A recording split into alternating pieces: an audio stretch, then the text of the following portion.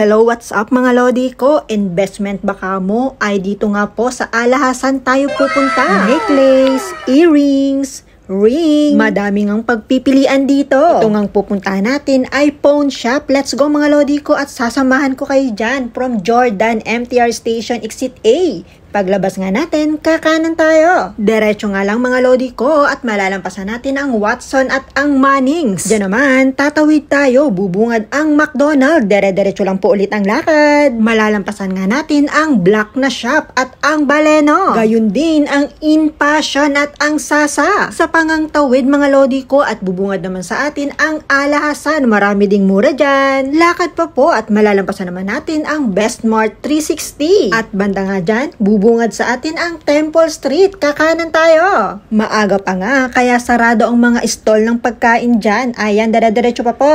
Bubungad nga ang Circle K. Banda dyan ay kakaliwa naman tayo. Konting lakad pa nga mga lodi ko at dyan sa bandang highway, kakanan naman po tayo. Matatanaw na natin ang pawn shop. At dito nga sa ating kanan, ang Puwing Pawn Shop. Welcome! Tandaan nyo rin po yung nakasulat na number 2 mga lodi ha. Sa bungad nga po ng shop ay maraming nakadisplay na alahas. Mga necklace, earrings, iba't ibang klaseng magagandang singsing. Pag talaga ako nagkapera ay babalikan ko yan. Try nyo rin pong magtingin-tingin. Just sharing mga lodi ko. Thank you so much guys for watching. Bye!